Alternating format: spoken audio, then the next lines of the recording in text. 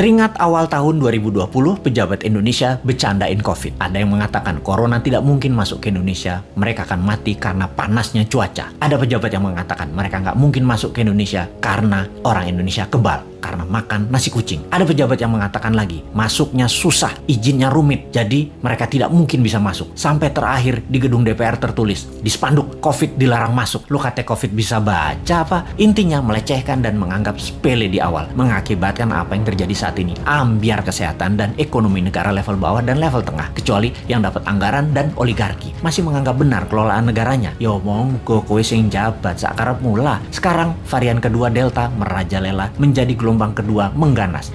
Mulai disalahkan rakyatnya nggak kuat sama PPKM. PPKM aja mengeluh, apalagi di lockdown. Nah kok ngene sih sampean bernegaranya, Cak? Kok nuduh rakyat? Bentar, jangan-jangan kalau di lockdown 100% dengan darurat militer plus dikasih cuan selama 14 hari langsung reda COVID-nya ketimbang di PPKM kan, dimana 80% manusia masih pada ngider bingung sih tepatnya. COVID jadi tetap merajalela karena ikut bergerak juga mengikuti cangkangnya. Sudahlah, pokoknya nggak ada lockdown, adanya PSBB, lalu PPKM, lalu nanti muncul singkatan baru dan apalagi strateginya, ya terserah. Lalu sibuk vaksin sana sini, tahu-tahu ada strain mutasi baru, Lambda, jreng, kaget lagi. Dimana Lambda ini katanya anti vaksin, kebal vaksin. Apa sih sebenarnya yang terjadi? Vaksin sama virus kok pinter-pinteran begini, sakti-saktian, punya jurus di atas jurus. Karena bernegaranya punya gaya sendiri, gak mau denger ilmu selain ilmu orang di sekitar istana, maka ya gak apa-apa kita gak dianggap. Walaupun kita selalu memberi solusi melalui sosmed, kita ingatkan versi lain. Pernah kita berikan solusi pakai gelang hijau, fokus di daerah hijau,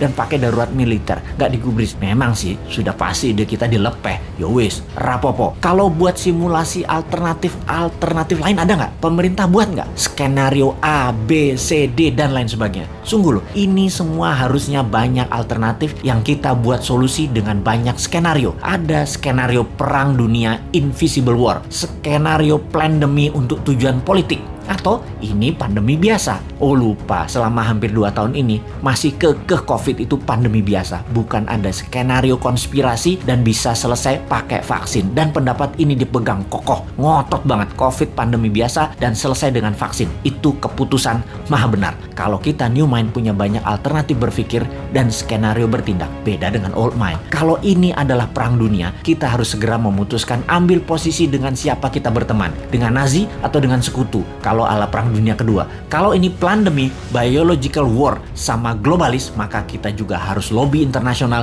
dengan big pharmacy. Kalau ini pandemi dengan tujuan politik, kita pepet lawannya musuh kita. Ini dari sisi hulu, dari biang masalahnya. Kalau dari sudut pandemi globalis yang terus menginginkan kendali kesehatan, maka apa yang terjadi kalau vaksin sudah 100% populasi di Indonesia, ternyata pandemi COVID tidak hilang juga? Beli vaksin lagi? Lama hal ini sudah kita pertanyakan, namun pejabat bilang tidak mungkin, pasti hilang dengan vaksin. Iya paham, kalau tidak selesai ya nggak dijawab. Lalu yang dia bilang adalah lo ngeyel sih. Oke, kalau New Mind bagaimana? Punya skenario lah kalau New Mind. Skenario kalau COVID tidak bisa selesai oleh vaksin. Cara berhitungnya sederhana. Kalau terpapar 20.000 per hari, maka sebulan 600.000, setahun 7 jutaan. Saat ini 3,5 jutaan, alias total sampai akhir tahun 2022 bisa mencapai 15 jutaan. Dan ini baru memapar 5-10% populasi. Dimana kalau ternyata vaksin tidak menyelesaikan penyebaran COVID, maka 7 tahun COVID baru hilang dari bumi Nusantara. Karena untuk herd imunitas harus 70% tercapai. New Mind agar tidak bertele-tele solusi kesehatannya, ditambah memfokuskan solusi COVID adalah pakai imunoterapi, imunomodulator, stem cell, dendritic cell, multivitamin booster, dan sejenisnya selain vaksin yang ada. Pakai printing money modalnya supaya stok siap di akhir tahun 2021 ini. Kita tambah skenario, apa yang terjadi kalau setiap 3 bulan varian baru dimunculkan. Lambda yang terbaru misalnya, ini sudah diluncurkan dan sudah terdeteksi di 26 negara, sudah terpapar. Malaysia tuh masih 0 kasus, tapi sudah panik sejak bulan lalu dan mulai membuat persiapan macam-macam dilakukan. Karena yang Lambda ini kebal terhadap vaksin. Imunitas tubuh manusia yang bisa menyelamatkan diri sendiri dikasih booster. Kalau pejabat sekarang tahu nggak ya tentang Lambda, Theta, Upsilon yang bakal muncul? Atau tahu apa enggak juga kita nggak tahu. Punya rencana apa menanganinya juga kita nggak tahu. Atau nah ini. Atau nggak percaya bakal ada lambda, bakal ada upsilon, bakal ada theta seperti awal tahun 2020 kemarin. Ya monggo. Jadi kalau vaksin tidak menyelesaikan masalah ditambah varian baru yang lebih kuat muncul, mau PPKM karet berapa lagi? Karet 4 seperti sekarang aja jebol. Kalau karet 10 pedes banget ya. Masih belum nyadar juga ya bahwa solusi selama 2 tahun ini belum terlalu tepat. Setidak tepat selalu berhutangnya untuk hal yang tidak produktif di dalam bernegara. Ayolah melobi globalis. Bisa kan? Ngerti? Cuma nanya, jangan marah dong bos. Aku ya ora paham. Cuman kasihan rakyat aja.